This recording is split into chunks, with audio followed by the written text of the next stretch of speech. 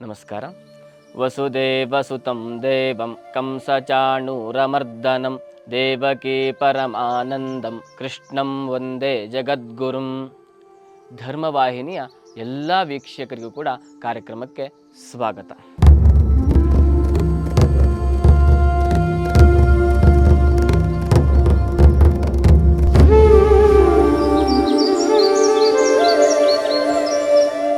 ಇವತ್ತಿನ ದಿವಸ ಒಂದು ಕಳ್ಳತನವನ್ನು ಮಾಡುವುದರಿಂದ ಎಂತಹ ದೇವತಾ ಅವಸ್ಥೆಯಲ್ಲಿದ್ದರೂ ಕೂಡ ನಮ್ಮ ಪಾಡು ಎಂತಹ ಕೆಟ್ಟ ಮಟ್ಟಕ್ಕೋ ಕೀಳು ಮಟ್ಟಕ್ಕೋ ಬರುತ್ತೆ ಎನ್ನುವಂತಹ ವಿಚಾರವನ್ನು ನಾವು ಒಂದು ಕಥೆಯ ಮುಖಾಂತರವಾಗಿ ನಾವು ತಿಳಿದುಕೊಳ್ಳೋಣ. ಎಲ್ಲರಿಗೂ ತಿಳಿದಿರುವಂತಹ ವಸಿಷ್ಠ ಮಹರ್ಷಿಗಳು ಮಹಾ ಮೇಧಾವಿಗಳು, ಮಹಾ ತಪಸ್ವಿಗಳು ಆಗಿರ್ತಕ್ಕಂಥವ್ರು. ಅವರ ಆಶ್ರಮದಲ್ಲಿ ನಂದಿನಿ ಎನ್ನುವಂತಹ ಹೆಸರಿನ ಒಂದು ಕಾಮಧೇನು ಇತ್ತು. ಏನು ವಿಶೇಷತೆ ಆ ನಂದಿನಿ ಎನ್ನುವಂತಹ ಹಸುವಿನದ್ದು ಅಂತಂದರೆ, ನಾವು ಕೇಳಿದ್ದನ್ನೆಲ್ಲವನ್ನು ಕೊಡುವಂತಹ ವಿಶೇಷವಾಗಿರ್ತಕ್ಕಂತಹ ಗುಣವನ್ನು ಹೊಂದಿರತಕ್ಕಂತಹ ಹಸು ಆ ನಂದಿನಿ ಆಗಿತ್ತು. ಅದರ ಹಾಲನ್ನು ಕುಡಿದರೆ 10,000 ವರ್ಷಗಳ ಕಾಲ ಒಬ್ಬ ಮಾನವ ತನ್ನ ಯೌವನವನ್ನು ಶಕ್ತಿಯನ್ನು ಹೊಂದಬಹುದು. ಮುಪ್ಪು ಬರೋದೇ ಇಲ್ಲ, ಯಾವ ರೋಗ ರುಜಿನಗಳು ಕೂಡ ಬರೋದಿಲ್ಲ. ಅದು ಆ ನಂದಿನಿಯ ಹಾಲಿಗಿರುವಂತಹ ಶಕ್ತಿಯಾಗಿತ್ತು. ಇದನ್ನು ಒಬ್ಬ ವಸುವಿನ ಹೆಂಡತಿ ನೋಡ್ತಾಳೆ. ಇದು ಅವಳಿಗೆ ಗೊತ್ತಾಗತ್ತೆ, ಎಷ್ಟು ಸುಮಧುರವಾಗಿರ್ತಕ್ಕಂತಹ ಈ ಒಂದು ಸುಂದರವಾಗಿರ್ತಕ್ಕಂತಹ ನಂದಿನಿಯ ಹಸು. ಈ ಹಸುವಿನ ಹಾಲನ್ನು ಕುಡಿಯುವುದರಿಂದ 10,000 ವರ್ಷಗಳ ಕಾಲ ಮಾನವರಿಗೆ ಮುಪ್ಪು ಬರೋದಿಲ್ಲ. ಅವಳು ಸ್ವಾಭಾವಿಕವಾಗಿ ದೈವತಾ ತುಲ್ಯವಾಗಿರ್ತಕ್ಕಂತಹ ಒಬ್ಬ ಹೆಣ್ಣು ಮಗಳು. ಅಂದರೆ ಅಷ್ಟ ವಸುವಿನಲ್ಲಿ ದ್ಯು ಎನ್ನುವಂತಹ ಒಬ್ಬ ವಸುವಿನ ಹೆಂಡತಿ ಆಗಿರ್ತಕ್ಕಂಥವಳು. ಅವಳಿಗೆ ಯಾವ ರೀತಿಯಲ್ಲಿಯೂ ಕೂಡ ಮುಪ್ಪು ಬರುವುದಕ್ಕೆ ಸಾಧ್ಯವೇ ಇಲ್ಲ. ಆದರೆ ಅವಳ ಸ್ನೇಹಿತೆಯೊಬ್ಬಳು ಭೂಲೋಕದಲ್ಲಿ ಇದ್ದಾಳೆ. ಅವಳಿಗೆ ವಯಸ್ಸಾಗಬಾರದು, ಮುಪ್ಪು ಬರಬಾರದು, ರೋಗ ಬರಬಾರದು ಎನ್ನುವಂತಹ ಯೋಚನೆಯಿಂದ ತನ್ನ ಗಂಡನ ಬಳಿ ಹೇಳ್ತಾಳೆ, ನನಗೆ ಆ ಹಸುವನ್ನು ನೀನು ತಂದುಕೊಡು ಅಂತ ಹೇಳಿ. ಬೇಕೇ ಬೇಕು, ನನ್ನ ಸ್ನೇಹಿತೆಗೋಸ್ಕರವಾದರೂ ನೀನು ಇದನ್ನು ತಂದು ಕೊಡಲೇಬೇಕು ಅಂತ ಹೇಳಿ ತನ್ನ ಗಂಡನ ಬಳಿ ಹೇಳ್ತಾಳೆ.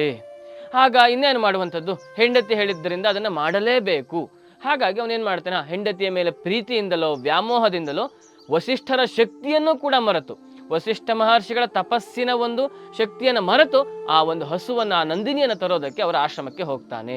ಯಾವಾಗ ವಸಿಷ್ಠ ಮಹರ್ಷಿಗಳು ಇರೋದಿಲ್ವೋ ಆಗ ಅದನ್ನು ಸರಿಯಾದ ಸಮಯವನ್ನು ಅವನು ಉಪಯೋಗಿಸಿಕೊಂಡು ತನ್ನವರಾಗಿರ್ತಕ್ಕಂಥ ಇನ್ನೂ 7 ಜನ, ಒಟ್ಟಾರೆ 8 ಜನ ವಸುಗಳು ಕೂಡ ಅಲ್ಲಿಗೆ ಹೋಗ್ತಾರೆ.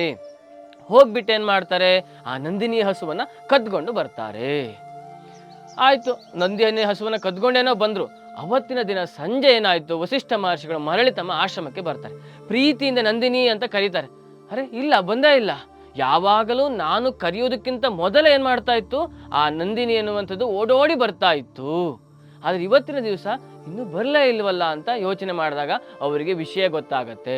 ಈ ರೀತಿಯಾಗಿ ದ್ಯುವು ಮತ್ತು ಅವನ ಜೊತೆಗಿರ್ತಕ್ಕಂಥ ಇನ್ನೂ 7 ಜನರೆಲ್ಲರೂ ಕೂಡ ಸೇರ್ಕೊಂಡು ಏನು ಮಾಡಿದ್ದಾರೆ, ಈ ನಂದಿನಿಯನ್ನು ಅಪಹರಣ ಮಾಡಿದ್ದಾರೆ. ಆಗ ಅವರು ಸಿಟ್ಟುಗೊಳ್ತಾರೆ. ಈ ಸಿಟ್ಟಿನಿಂದ ಅವರು ಶಾಪವನ್ನು ಕೂಡ ನೀಡ್ತಾರೆ. ಏನಂತ, ಯಾರು ಈ ಒಂದು ಹಸುವನ್ನು ಇಲ್ಲಿಂದ ಕದ್ದೊಯ್ದಿದ್ದಾರೋ ಅವರು ಮಾನವ ಜಾತಿಯಲ್ಲಿ ಮಾನವರಾಗಿ ಹುಟ್ಟಬೇಕು ಅಂತ ಹೇಳಿ ಶಾಪವನ್ನು ಕೊಡ್ತಾರೆ. ಆಗ ಇವರಿಗೆ ತಾವು ಮಾಡಿರ್ತಕ್ಕಂಥ ತಪ್ಪಿನ ಅರಿವಾಗತ್ತೆ. ಓಡೋಡಿ ವಸಿಷ್ಠ ಮಹರ್ಷಿಗಳಲ್ಲಿ ನಂದಿನಿಯನ್ನು ಹಿಡ್ಕೊಂಡು ಬರ್ತಾರೆ. ನಮ್ಮಿಂದ ತಪ್ಪಾಗಿ ಹೋಯಿತು, ದಯವಿಟ್ಟು ಕ್ಷಮಿಸಿ ಅಂತ ಹೇಳಿ ಬೇಡಿ ಕಾಲಿಗೆ ಬೀಳ್ತಾರೆ. ಆಗ ವಸಿಷ್ಠ ಮಹರ್ಷಿಗಳು ಹೇಳ್ತಾರೆ, ಒಮ್ಮೆ ನಾನು ಆಡಿರ್ತಕ್ಕಂತಹ ಮಾತೋ ಕೊಟ್ಟಿರ್ತಕ್ಕಂತಹ ಶಾಪವೋ ವರವೋ ಸುಳ್ಳಾಗಲಿಕ್ಕೆ ಸಾಧ್ಯವೇ ಇಲ್ಲ. ಆದರೆ ಇದಕ್ಕೆ ಪರಿಹಾರವಾಗಿ ಒಂದು ವಿಚಾರವನ್ನು ಹೇಳ್ತೇನೆ.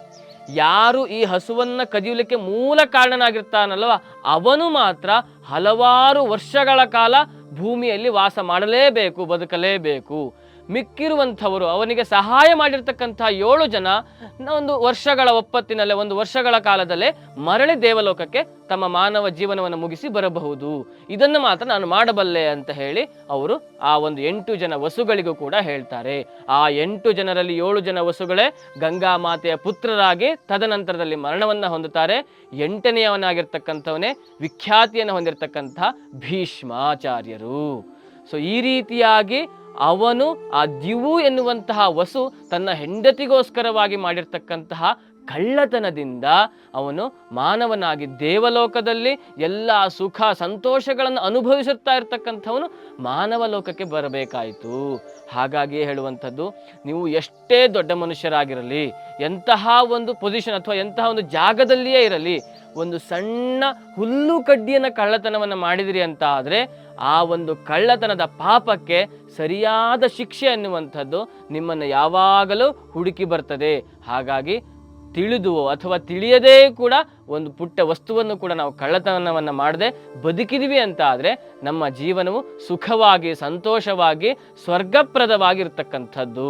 ಈ ಒಂದು ವಿಚಾರವನ್ನು ಅರ್ಥ ಮಾಡಿಕೊಂಡು ಒಳ್ಳೆಯ ರೀತಿಯಲ್ಲಿ ನಾವು ಬದುಕೋಣ ಅಂತ ಹೇಳಿ ಕಾರ್ಯಕ್ರಮವನ್ನು ಮುಗಿಸ್ತಾ ಇದ್ದೇನೆ. ಇಂತಹ ಕಥೆಗಳನ್ನು, ಧಾರ್ಮಿಕ ವಿಚಾರಗಳನ್ನು ತಿಳಿದುಕೊಳ್ಳೋದಕ್ಕೋಸ್ಕರವಾಗಿ ಈ ಒಂದು ಚಾನಲನ್ನು ನೀವೆಲ್ಲರೂ ಕೂಡ ಸಬ್ಸ್ಕ್ರೈಬ್ ಮಾಡಿ. ಧನ್ಯವಾದಗಳು.